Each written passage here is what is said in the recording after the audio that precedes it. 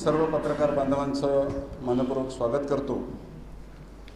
आजची ही पत्रकार परिषद आपल्याला माहिती आहे की नागपूरमध्ये SIRची प्रक्रिया सुरू झाल्यानंतर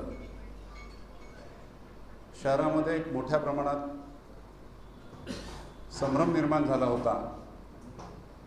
SIRच्या प्रक्रियेमध्ये या आधीचा देशातल्या विविध राज्यांमधला जो अनुभव होता, विशेषतः बिहार आणि पश्चिम बंगाल या राज्यांमध्ये ज्या पद्धतीनं मतदारांना मतदानापासून वंचित केलं, तो अनुभव आपल्या पाठीशी असल्यामुळे आणि त्याचे निवडणुकीतले परिणाम काय आले त्यानंतरचे ह्या संपूर्ण बाबी ज्यावेळेस आपण नजरेखालून घेतल्या आणि SIR ही प्रक्रिया काय आहे, SIRचं कायदेशीर अस्तित्व काय आहे, या संदर्भामध्ये सुद्धा सुप्रीम कोर्टामध्ये अनेक याचिका गेलेल्या होत्या।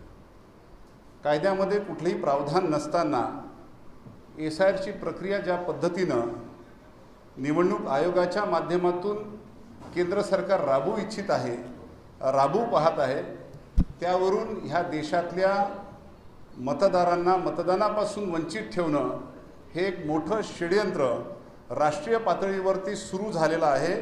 अशा पद्धतीचा एक आवाज देशभरातल्या विविध राज्यांमधून येऊन राहिला होता। दक्षतेचा भाग म्हणून आम्ही नागपूर शहरामध्ये सुद्धा माननीय जिल्हाधिकाऱ्यांसमवेत ज्यावेळी आम्ही राजकीय पक्षांची बैठक झाली, त्यावेळेस काँग्रेस पक्षाचा अध्यक्ष म्हणून मी माननीय जिल्हाधिकाऱ्यांच्या कक्षामध्ये हे SIR प्रक्रिया समजून घेण्यासाठी गेलो होतो। आणि ह्या SIR प्रक्रियेमध्ये 2024च्या मतदार यादीमध्ये ज्या मतदारांचे नावं आहेत त्यांचं मॅपिंग 2002च्या मतदारांच्या यादीमध्ये असणं गरजेचं आहे आणि ते मॅपिंग करणं आवश्यक आहे, अशा पद्धतीचं त्यांनी आम्हाला सांगितलेलं होतं। आता 2002चं मॅपिंग कशाच्या आधारावर करण्यात आलेलं आहे, 2002ची कट ऑफ लाईन कशाच्या आधारावर निश्चित केली, या संदर्भातले कुठलेही उत्तर मान्य जिल्हाधिकाऱ्यांकडून निर्गमित झालं नाही। मान्य जिल्हाधिकाऱ्यांनी त्या संदर्भातलं कुठलंही उत्तर दिलं नाही। आणि याउलट हात जोडून सर्वांसमक्ष त्यांनी म्हटलं की प्रफुल्लजी, तुम्ही 1 वर्ष मला ह्या शहरामध्ये राहू द्याल की नाही। त्यावेळी मी त्यांना उत्तर दिलं की 1 वर्षच नाही तर आपण 100 वर्ष ह्या शहरामध्ये राहू शकता, मात्र ह्या देशात आम्ही राहायचं का नाही याचा पण निर्णय तुम्ही करून जा।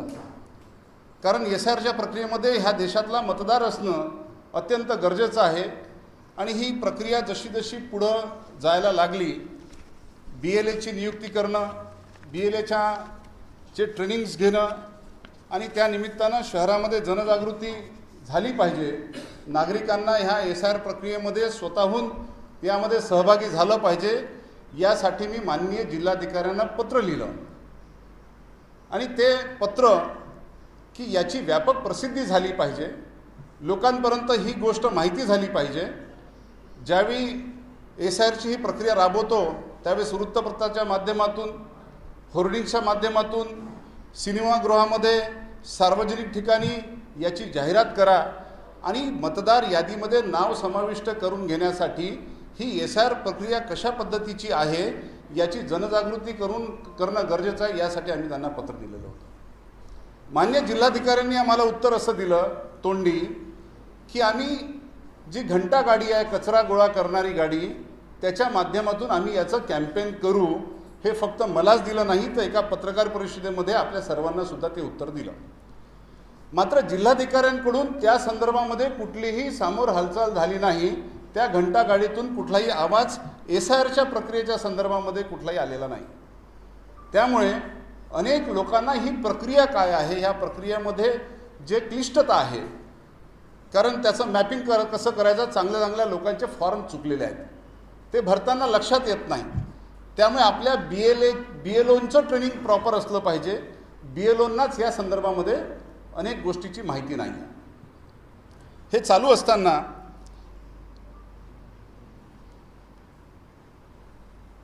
मी 28 जुलैला एक पत्र माननीय जिल्हाधिकाऱ्यांना दिलं आणि ह्या जिल्हाधिकाऱ्यांना एक बाब मी निदर्शनास आणून दिली की नागपूरच्या आमदार निवास येथे 500 भारतीय जनता पक्षाचे कार्यकर्ते तिथं राहून राहिलेले आहेत. त्याच्या मागची पार्श्वभूमी अशी होती की ही बातमी आम्हाला कळली पण होती आणि तेवढ्याच कालखंडामध्ये एका वृत्तपत्रानं सुद्धा ती बातमी छापली होती नागपुरातल्या. आणि एका वृत्तपत्रानं बातमी छापली आणि तेवढ्याच कालखंडामध्ये छात्रों की गूंज हा कार्यक्रम आमचा नागपूर शहर भरामध्ये सुरू झाला. अनेक आंदोलन सुरू झाली. त्यामुळे थोडासा या गोष्टीसाठी पत्र देण्यासाठी माझा विलंब झाला. 28 जुलैला जिल्हाधिकाऱ्यांना पत्र देत आम्ही सांगितलं की मी प्रत्यक्ष त्या कार्यकर्त्यांसोबत चर्चा केली, बोललो आणि तिथे लक्षात आलं की मुख्यमंत्री कार्यालयामध्ये हैदराबाद हाऊस येथे भारतीय जनता पक्षाचे कार्यकर्ते तिथे बसून मॅपिंग करून राहिलेले आहे. आणि हे मॅपिंग करत असताना त्यांनी ही मदत घेऊन राहिलेली आहे, जिल्हाधिकारी कार्यालयाला मदत करून राहिलं अशाचं दुसऱ्या दिवशी स्टेटमेंट आलं. मी त्यावेळेस त्यांना पत्र लिहिलं की मुख्यमंत्री कार्यालयाचा कोणत्याही प्रकारचा हस्तक्षेप हा बेकायदेशीर आहे. भाजपा प्रशासनाच्या इशाऱ्यावर काम करीत आहेत का? मुख्यमंत्री कार्यालयाचा या प्रक्रियेत कोणत्या प्रकारचा हस्तक्षेप आहे? हे सर्व कार्यकर्ते प्रशासनाला कुठल्या प्रकारची मदत करीत आहेत व कोणत्या नियमाअंतर्गत ते मदत करीत आहेत अशाचं पत्र मी माननीय जिल्हाधिकाऱ्यांना दिलं.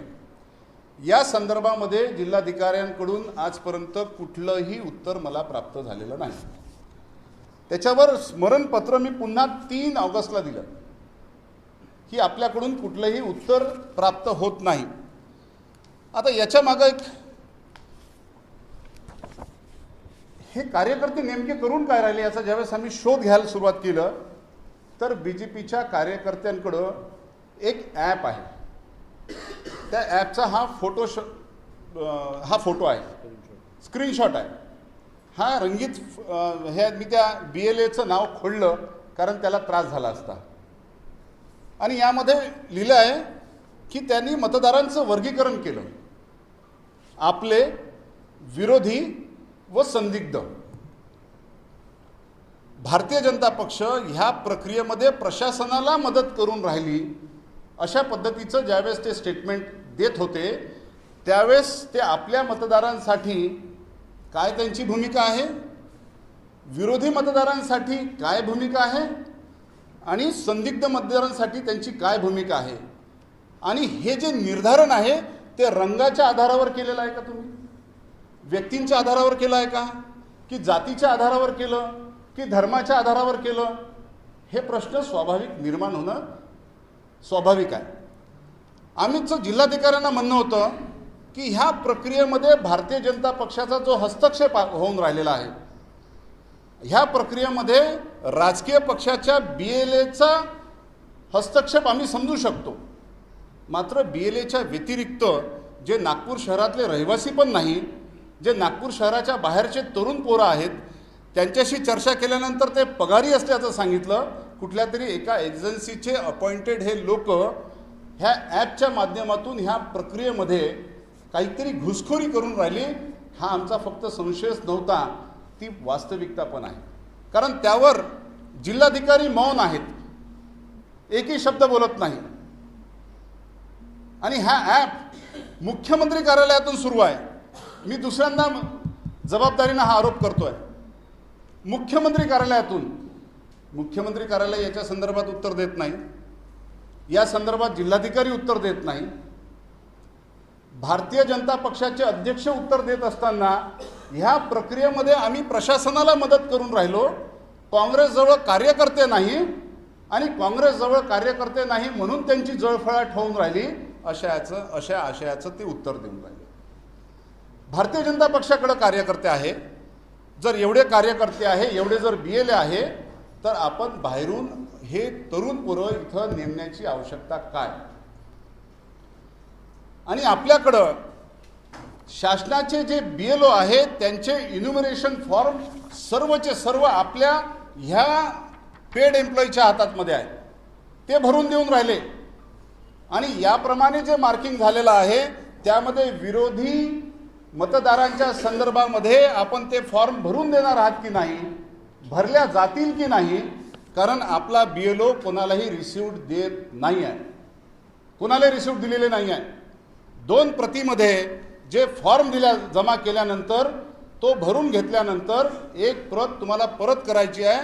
त्याचं मॅपिंग झाल्यानंतर मात्र त्याच्यावर रिसिव्ड कोणाचीही BLOची नाही. माझ्याकडे एक उदाहरण आहे, पण ते उदाहरण मी पुराव्यानिशी यासाठी देऊ शकत नाही कारण संबंधित भारतीय जनता पक्षाच्या BLAनं त्याचं नाव गोपनीय ठेवण्यासाठी सांगितलं, फोटो पण दिलेले नाही की त्या BLOच्या जागी जे सही आहे ते भारतीय जनता पक्षाचे जे BLA करून राहिलेले आहेत. ही पण वास्तविकता आहे. मीन टाईम महाराष्ट्राचे राष्ट्रवादी काँग्रेस पक्षाचे आमदार रोहित पवार यांनी एक फेसबुक पोस्ट केली. सेम ॲप पुण्यामध्ये पण तेच सुरू आहे.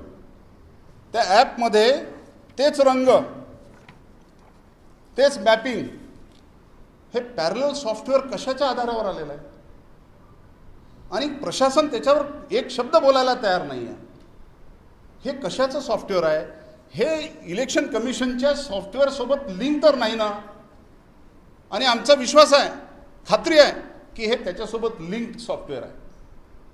आणि ह्या लिंकिंगमध्ये ह्या संपूर्ण गोष्टीचा उलगडा, कारण तो BLO जो आहे तो BLO कोण आहे?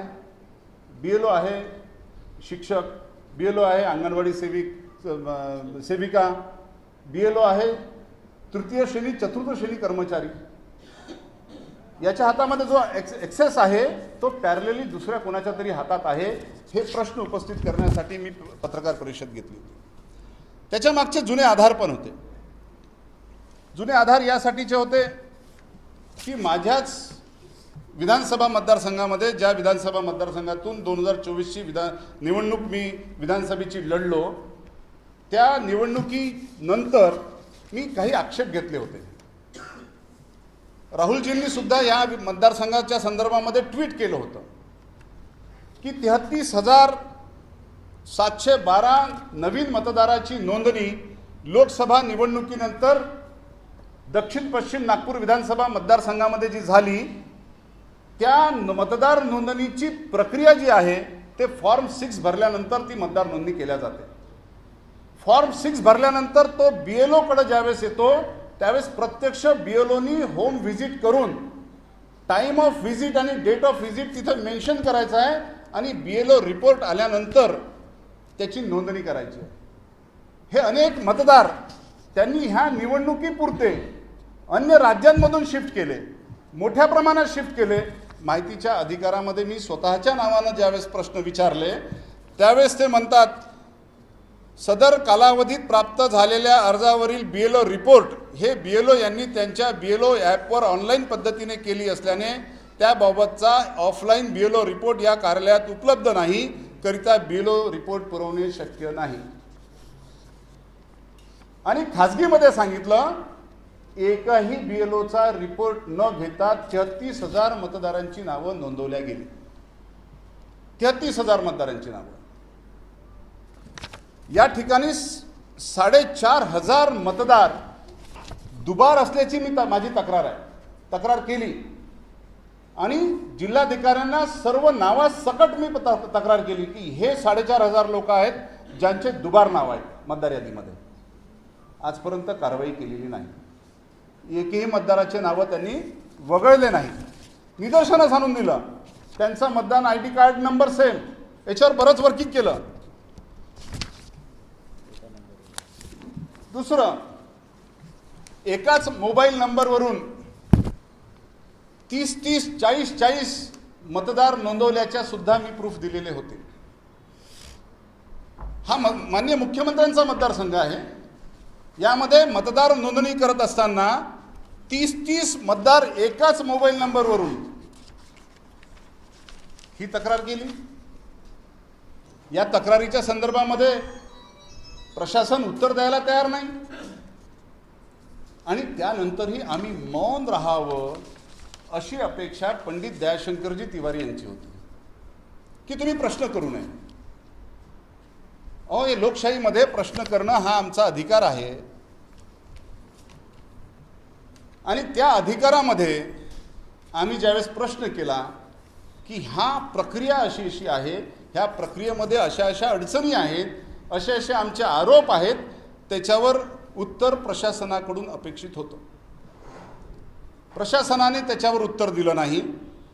मी ज्या मुख्यमंत्री कार्यालयावरती आरोप केला त्या कार्यालयाचा कुठल्याच प्रतिनिधीनं त्यावर अधिकृत उत्तर दिलं नाही. आणि भारतीय जनता पक्षाचे विद्वान अध्यक्ष पंडित दयाशंकरजी तिवारी यांनी प्रेस घेऊन मुद्द्यांवर तो उत्तर दिलं नाही. ज्यावेळेस मुद्द्यांवर उत्तर देता येत नाही त्यावेळेस व्यक्तींवर बोलल्या जाते. आणि त्यांनी म्हटलं की प्रफुल्ल गुर्देंची मानसिक स्थिती बिघडलेली आहे. याच सभागृहामध्ये इथल्याच पत्रकार परिषदेमध्ये त्यांनी म्हटलं की प्रफुल्ल गुर्देंची मानसिक स्थिती बिघडलेली आहे. आता हे मानसिक स्थिती बिघडण्याच्या मागचे त्यांनी 2 कारणं दिले. पहिलं कारण दिलं की काँग्रेस पक्षामध्ये त्यांच्याकडं कार्यकर्ते नाही, त्यांच्याकडं कुठला जनाधार नाही, त्यामुळे त्यांची मानसिक स्थिती बिघडलेली आहे. माझा प्रश्न पंडित दयाशंकरजींना आहे की आपल्याकडं कार्यकर्त्यांची प्रचंड फौज आहे. आपण सांगितलं की तुमचे सगळे BLAची नेमणूक झाली, प्रशासनसुद्धा आपल्या दिमतीला आहे. असं असताना आपल्याला 500 कर्मचारी नागपूर शहराच्या बाहेरचे आमदार निवासमध्ये आणून ठेवून त्यांना काय ह्या कामामध्ये गुंतवावं लागलं? काय गरज आहे? भारतीय जनता पक्षाचा प्रचार आता कार्यकर्त्यांना करायची गरज नाही. त्यांचा प्रचार आता इलेक्शन कमिशनच करून राहिलं. त्यांचं काम आता इलेक्शन कमिशनच करून राहिलं. इलेक्शन कमिशनच्या माध्यमातून त्यांना निवडणुका जिंकायच्या आहेत. ज्यांनी याआधी अनेक राज्यांमध्ये हे प्रयोग केलेले आहेत ते कारण दिलं की त्यांचा मानसिक स्थिती बिघडली. दुसरं कारण दिलं की पोलीस कमिशनर ज्यावेळेस आले होते म्हणे त्यावेळेस पोलीस कमिशनरांवर यांनी आरोप केले की माझा एन्काउंटर करून देतील. पण भारतीय जनता पक्षाची मोडस ऑपरेंडी मला अगदी जवळून माहिती आहे. त्यांचे चालचरित्र मला माहिती आहे. त्यांना विरोधकांना संपवायचं असते. आतापर्यंत त्यांनी विरोधी पक्षाच्या नेत्यांना संपवण्याचं काम केलं, विरोधी पक्षांना संपवण्याचं काम ते करत होते. आता विरोधी मतदारांना सुद्धा मतदानापासून वंचित ठेवत त्यांना संपवणे हा त्यांचं षडयंत्र आहे. आणि ज्या पोलीस आयुक्तांनी नागपुरात येण्याच्या आधी जो व्हिडिओ प्रसारित झाला होता त्या संदर्भात आम्ही भूमिका स्पष्ट केली होती. भारतीय जनता पक्षाचे माजी अध्यक्ष बंटी कुकडे यांनी माझं संबोधन नक्षलवादी म्हणून केलं होतं. हे नक्षली विचाराचे आहेत आणि म्हणून यांचा नक्षली विचाराच्या बाबतीत यांच्या भूमिका काय आहे ही स्पष्टता मला माहिती आहे. आणि त्यामुळे ह्या पोलीस कमिशनरच्या माध्यमातून मोबाईल घे हर्षल, पोलीस कमिशनरच्या माध्यमातून माझा एन्काउंटर तर नाही करतील ही फक्त मला भीती नाही आहे, ही शंका उपस्थित केली. आणि त्यानंतर त्यांनी आक्षेप घेतला की दुसऱ्या दिवशी म्हणे हे त्यांना भेटायला गेले. हो, मी एकटा भेटायला गेलो नाही. नागपूर शहरातले विविध सामाजिक संघटनांचे प्रतिनिधी आम्ही गेलो त्यांना भेटायला. त्यांना संविधानाची प्रत दिली आणि संविधानाप्रमाणे आपलं काम असलं पाहिजे ही आमची अपेक्षा आहेत. माझा मोबाईल. त्यामुळे आपण आपले विचार जे संघाचे विचार आपल्या डोक्यामध्ये आहे त्या संघाच्या विचाराच्या आधारावरती आपण ह्या शहराचा कारभार करू नये. कारण यांनी आम्हाला अर्बन नक्षली ठरवलेलं आहे आणि त्यामुळे आपण संविधानाच्या अनुरूप काम करावं ह्याची विचारणा करण्यासाठी गेलो होतो. आम्ही काही त्या आयुक्तांकडं लाळघोटासाठी गेलेलो नव्हतो किंवा आमचे काही अवैध धंदे आहेत त्याला संरक्षण द्या हे म्हणायसाठी गेलेलो नव्हतो. आम्ही त्यांना लोकशाहीमध्ये आमचा जो अधिकार आहे ज्या विचारण्याचा तो जा विचारण्यासाठी गेलो होतो. दुसरा महत्त्वाचा विषय, एक VKB डिजिटल नावाचं एक चॅनल आहे आपल्याकडे. कोणी आहे की इथं प्रतिनिधी? तुमच्या चॅनलमध्ये तुम्ही माझा इंटरव्ह्यू या ठिकाणी घेतला होता आणि तुमच्या फेसबुकवर पोस्ट केला होता. आणि ह्या फेसबुकवर पोस्ट केलेल्या इंटरव्ह्यूच्या खाली मनोज बांते नावाचा कोणीतरी इसम आहे. त्या मनोज बांतेच्या नावाच्या इसमानी खाली कॉमेंट लिहिलं की विश्वास साहेब एन्काउंटर करण्याचा हाच मस्त टाईम आहे, करून टाका कार्यक्रम. आणि ही पोस्ट फक्त मी स्क्रीनशॉट करून ठेवली नाही, तर पोलीस आयुक्तांना सुद्धा पाठवली. कुठल्याही विचाराचा उगम हा छोटासा केला जातो, छोट्यातून होतो. पण याची तक्रार नाही केली मी कुठली, फक्त त्यांना फॉरवर्ड केली की यांची मानसिकता बघा. यांची मानसिकता जी आहे ते हिंसक मानसिकता आहे. आणि ह्या हिंसक मानसिकतेमुळं मी ती शंका व्यक्त केली. पण ते मारून टाकतील म्हणून मला संरक्षण द्या ही माझी मागणी आहे का? अजिबात नाही. त्याची पर्वा पण नाही, त्यांना घाबरत पण नाही. दुसरा त्यांनी दावा केला, ते चौताळले होते बिचारे आमचे दयाभी, मी ओळखतो त्यांना, अनेक वर्ष चौताळून गेले ते, की म्हणे हे बिनबुडाचे आरोप करून राहिले, यांच्याकडे आरोपाचा कुठलाही आधार नाही. आमची शंका होती की अनेक लोकांचे नाव तुम्ही ह्या शहरातून दुसऱ्या शहरामध्ये स्थानांतरित केले. अनेक वर्तमानपत्रामध्ये त्या संदर्भातल्या बातम्या पण आल्या. आणि म्हणे मी प्रेस कॉन्फरन्स यासाठी घेतली कारण प्रफुल्ल गुडगेंनी इंटरव्ह्यूमध्ये म्हटलं की SC ST OBC मायनॉरिटी मतदारांना हे फॉर्म 8च्या आधारावरती हे शिफ्ट करून राहिले असा आरोप केला. म्हणून भारतीय जनता पक्षाचा अध्यक्ष म्हणून त्या आरोपाचं खंडन करणं गरजेचं आहे, म्हणून मी या ठिकाणी आलो, असं म्हटलं ना त्यांनी. आणि जर त्यांनी आरोप सिद्ध केले नाही तर प्रफुल्ल गुडगेंनी राजकारणातून संन्यास घ्यावा, हे सुद्धा आवाहन केलं. आता मी या ठिकाणी नागपुरातल्या 52 दक्षिण पश्चिम नागपूर मतदारसंघातल्या 8 मतदारांचे उदाहरणं आहे, ज्यांचं 2024च्या विधानसभेच्या निवडणुकीमध्ये या मतदारसंघामध्ये नाव होतं. आणि आता परस्पर नालासोपारा पालघर जिल्ह्यामध्ये, शिरूर पुणे जिल्ह्यामध्ये, मावळ पुणे जिल्ह्यामध्ये आणि शहादा नंदुरबार जिल्ह्यामध्ये शिफ्ट झाले. SIR आता कुठं करायचं आहे? त्या संबंधित जिल्ह्यामध्ये. फॉर्मेट कुठं भरला? त्या संबंधित जिल्ह्यात. म्हणजे ह्या मतदारांनी आता कुठं जायचं? नंदुरबारमध्ये जायचं, पुण्यात जायचं, पालघरमध्ये जायचं आणि तिथं आपले इन्युमरेशन फॉर्म भरायचे. हे कोणाचं षडयंत्र आहे? आणि ह्यामध्ये SC, ख्रिश्चन आणि मायनॉरिटी मुस्लिम या मतदारांची नाव आहे. मी उदाहरणादाखल काही मतदारांना या ठिकाणी बोलवलेलं आहे. सैफुद्दीन अलाउद्दीन खान हे आपल्या समक्ष हजर आहेत. हे कल्याण नगर इथले रहिवासी आहेत. 52 दक्षिण पश्चिम विधानसभा मतदारसंघामध्ये बूथ क्रमांक 19 वर अनुक्रमांक 150 वर यांचं नाव होतं. आता त्यांचं नाव बिना फॉर्म भरल्या ॲटोमॅटिकली विधानसभा क्रमांक 132 नालासोपारा पालघर इथं बूथ क्रमांक 442 अनुक्रमांक 1289 इथं शिफ्ट झालेला आहे. अशद हे मुस्लिम आहेत. अशफाक वहाब शेख त्यांचं पण नालासोपारा. वहाब शेख, शकीन शेख हे रामेश्वरीचे आहेत, त्यांचं पण नालासोपारा. लक्ष्मी श्रीकांत गणवीर टाकळीसिमच्या ह्या मतदार आहेत माझ्या प्रभागातल्या, शिरूर पुणे. इफ्तियाज खान यशोदानगर येथले रहिवासी आहेत, Nalasopara. Peter Xavier George Pimpri Maval जिल्हा Pune. Mary Xavier George Pimpri Maval Pune. Shila Sharad Patil. शिलाताई आल्यात का? शिलाताई कुठं राहता तुम्ही? किती वर्षापासून राहता? कुठं मतदान करत होत्या? सुभाषनगरमध्येच. आता कुठं आहे? नाही आलं. हे जेव्हा शोधलं तोच YKB नंबर, तोच EPIC ID नंबर, तोच. आता हे पुरावे मी या ठिकाणी आपल्या समक्ष सादर केले आहेत. पंडित दयाशंकरजी शब्दाचे पक्के आहेत, भावनिक माणसं आहेत, शब्द लागतो त्यांना.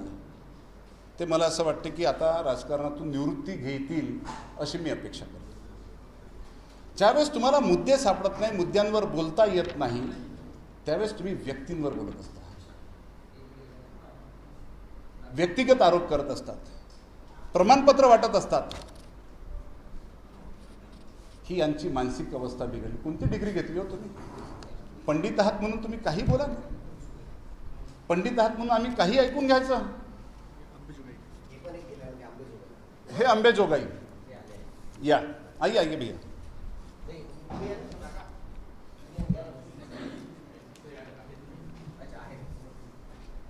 नीलू उल्हास कांबळे कोण आहेत? दलित मतदार आहेत, मुस्लिम मतदार आहेत, ख्रिश्चन आहेत, ओबीसीज आहेत, जे माझ्या नजरेस आले, माझ्या दृष्टीस आले असे. आता हे फॉर्म्स 8 ज्यांनी भरले त्याच्यावर काय कारवाई करून राहिलेले आहेत, याची रीतसर तक्रार आहे.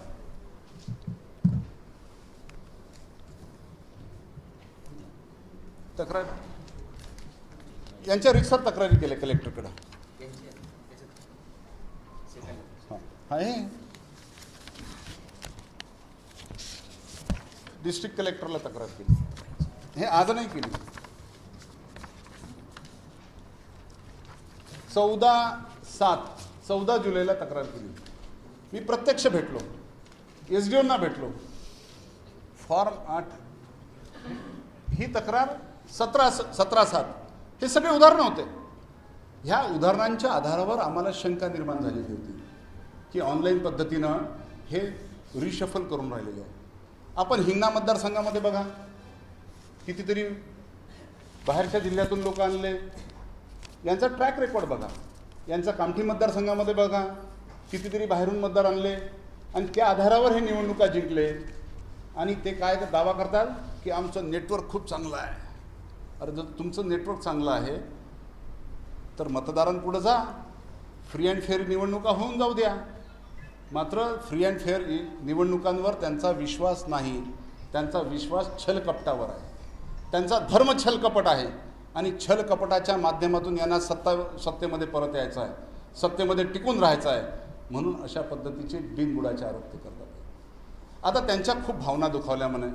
मी त्याच्यावर उत्तरादाखल ज्यावेळेस व्हिडिओ तयार केला, कारण प्रत्येक वेळेस प्रेस कॉन्फरन्स घेऊन तुम्हाला त्रास देणं मला उचित वाटलं नाही, म्हणून मी स्वतः ऑफिसमध्ये व्हिडिओ तयार केला आणि मी माझा अनुभव सांगितला त्यांच्याबाबतचा की ते माझे सत्ता पक्षाचे महानगरपालिकेच्या सभागृहामध्ये 15 वर्ष माझ्या सोबत काम केलं. ते सत्ता पक्षाचे नेते होते, स्थायी समितीचे अध्यक्ष होते, महापौर होते. माझा उत्तम अनुभव आहे.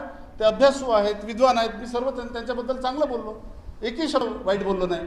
आता मी केलेल्या अशा इशाऱ्यांना त्यांच्या भावना दुखावल्या असा त्यांचा समज झालेला आहे. आता ह्या इशाऱ्याचा नेमका अर्थ त्यांना काय काढायचा तो त्यांनी काढलेला आहे. आता त्याचा नेमका अर्थ आता न्यायालयात आपल्याला दाखवावा लागणार. त्यांनी तर सांगून दिलं की 48 तास 48 घंटों का मैं समय देता हूँ, बिनशर्त माफ़ी मांगना पड़ेगा, नहीं तो मैं डिफेमेशन केस दाखल करूँगा. मोदीजी म्हणते की मैंने माफ़ कर दिया, अशासारखं झालं. आता मी 48 तास संपले. मी त्या दिवशी दिल्लीला गेलो होतो आणि मी सांगितलं, काही पत्रकार बांधवांचे फोन होते, सांगितलं की मी 48 तासानंतरच मी पत्रकार परिषद घेईन. आतापर्यंत मला कुठल्याही डिफेमेशनची नोटीस आलेली नाही आणि जर ते डिफेमेशन केस दाखल करत असतील तर त्याचा नेमका अर्थ काय आहे हा अर्थ मी डेमॉन्स्ट्रेट करून न्यायालयापुढे सांगेन. दयाशंकरजींची कार्यपद्धती मला माहिती आहे. आता काल परवाच मी वर्तमानपत्रामध्ये पाहिलं की अनधिकृत पद्धतीनं भारतीय जनता पक्षाचे अध्यक्ष म्हणून ते एका समिती सभापतीच्या बैठकीमध्ये बसून गेलेले. अधिकार नाही आहे. भारतीय जनता पक्षाच्या लोकांना असं वाटते की सरकार म्हणजे आम्ही आणि आम्ही म्हणजे सर्व काही हा देश. अहो तुम्ही म्हणजे देश नाही, लोक म्हणजे देश. We the people of India, आम्ही भारताचे लोक. हे हा फोटो आहे. कुठल्या अधिकारामध्ये गेले? त्यांची एक्सपर्टीज जर आहे एवढी तर महानगरपालिकेच्या कायद्यामध्ये ती तरतूद आहे, जर तज्ज्ञ सदस्य असेल तर त्याला कॉप्टेड मेंबर म्हणून घेता येते.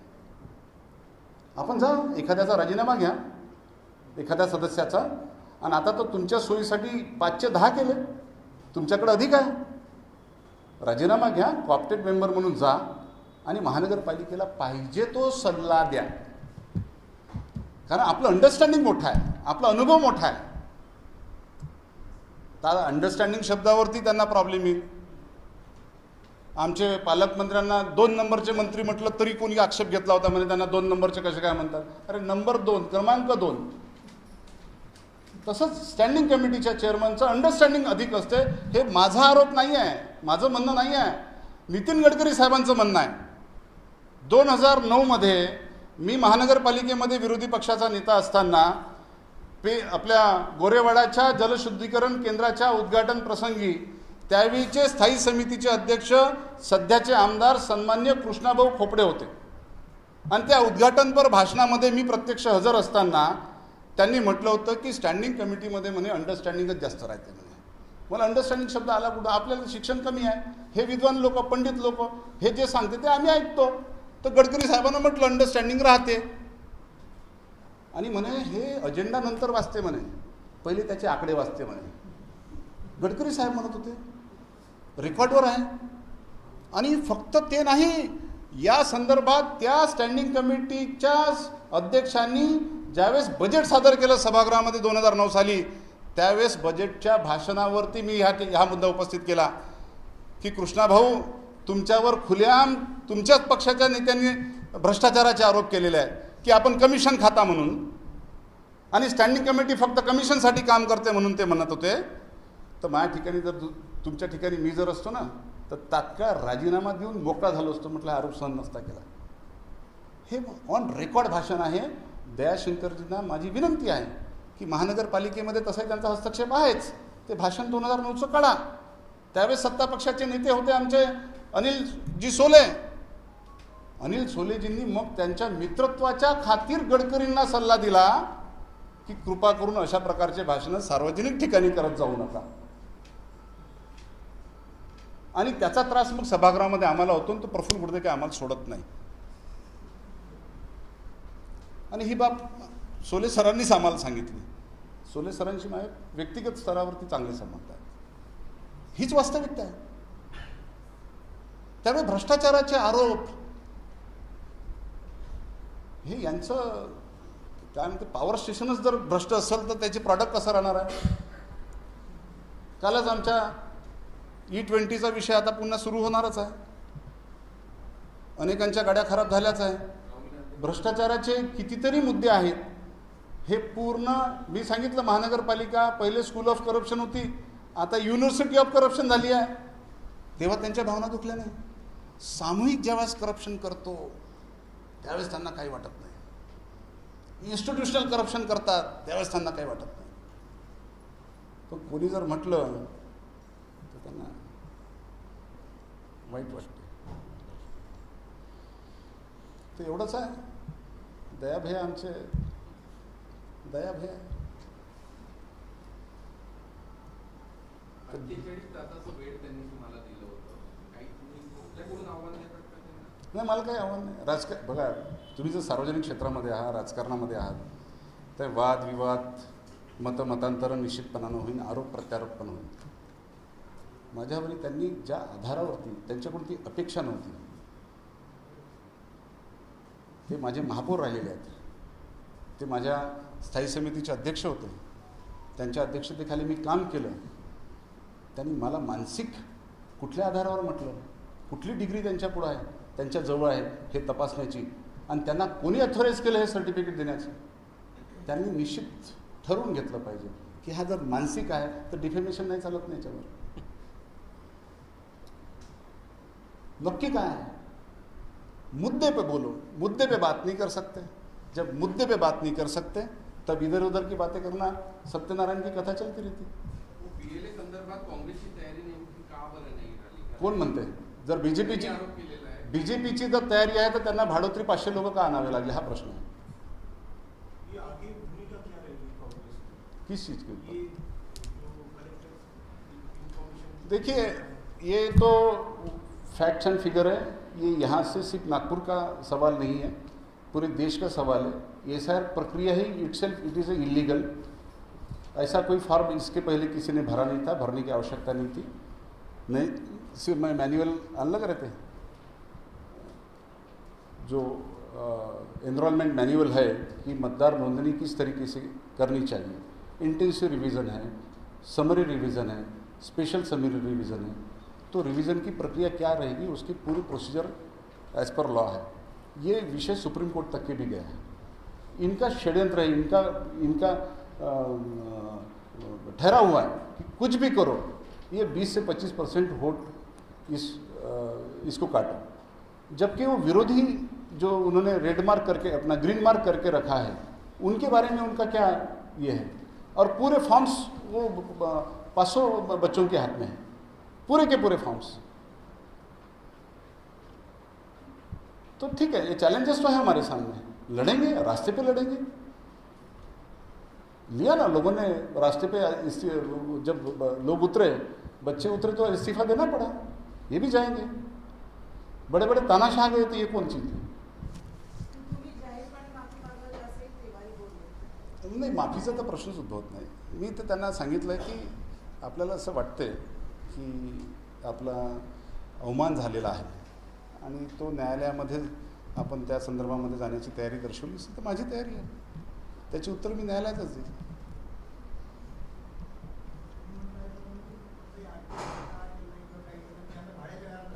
काय तुम्ही व्यक्तिगत मला काही म्हणायचं नाही आहे, मला व्यक्तिगत टिप्पणीचा तो त्यांचा प्रश्न आहे, तो त्यांचा प्रश्न आहे।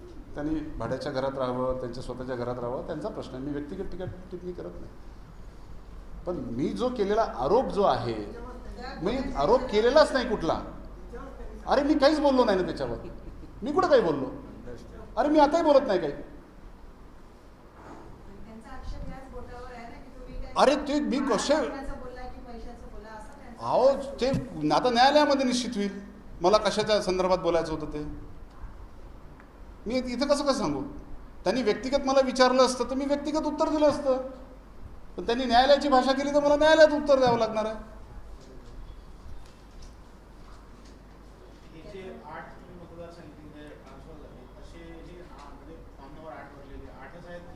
नाही, माझ्या नजरेस आलेले हे 8 आहे आणि कुठल्याही पद्धतीचं फॉर्म एक त्याच्या आधीची पण एक घटना तुम्हाला वर्तमानपत्रामध्ये आपण वाचली असेल। कोंढाही ही ग्रामपंचायत होती, कोंढाही ग्रामपंचायतीचे एक उपसरपंच होते, सिटिंग उपसरपंच। त्यानंतर ती कोंढाही नगरपालिका झाली। त्या उपसरपंचाचं नाव वानाडोंगरी शिफ्ट झालं, न्यायालयापर्यंत गेलं। फॉर्म कोणी भरला? ऑनलाईन भरला, कुठल्या तरी एका फेक मोबाईल नंबरनी। आणि मी हे तुम्हाला सांगितलं, त्याला लढता आलं नाही आणि एकाच मोबाईल नंबरमधून अशा पद्धतीचं फॉर्म 6, फॉर्म 7, फॉर्म 8 भरून शिफ्ट केलं जात आहे। आणि यासाठी BLOचा रिपोर्ट हा अत्यंत महत्त्वाचा रिपोर्ट आहे, त्या प्रक्रियेमध्ये लिहिलेला आहे। BLO रिपोर्टशिवाय तुम्हाला स्थानांतरित करता येत नाही। नाही, अजिबात देत नाही। कोर्टामध्ये पण आता तुम्हाला सगळ्या गोष्टी माहिती आहे। SIR हे पूर्णतः इलिगल असताना त्याला लिगल ठरवलं।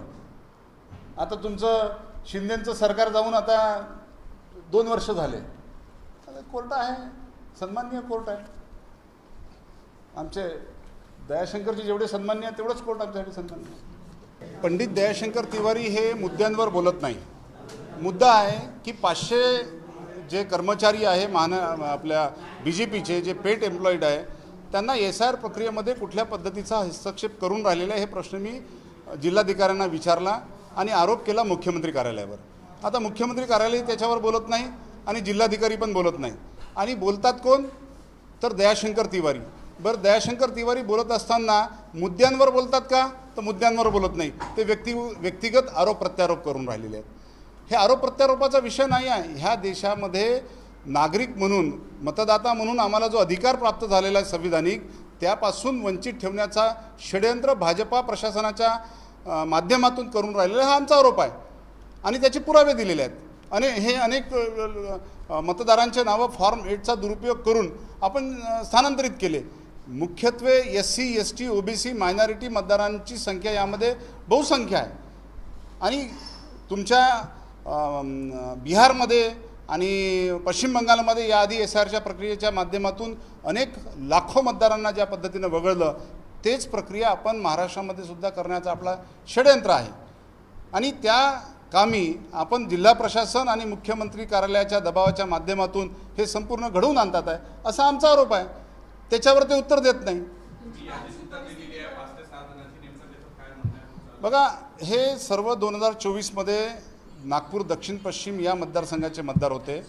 मी प्रत्यक्ष त्यांना या ठिकाणी आणलेलं आहे आणि त्यांचा फॉर्म 8 परस्पर तुमचं पालघर, तुमचं नांदुरबार, पुणे ह्या विविध मतदारसंघात विविध जिल्ह्यांमध्ये शिफ्ट करून टाकलेलं आहे, ज्यांचा त्या भागाशी दूरदूरपर्यंत संबंध नाही।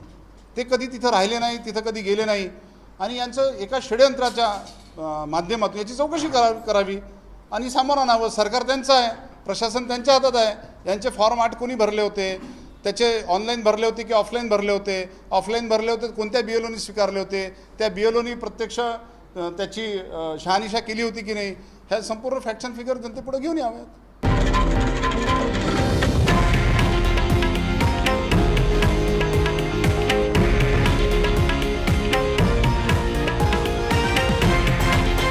हे आहे देशातील नंबर 1 न्यूज नेटवर्क आणि आपण पाहत आहात TV9 मराठी, एकमेव.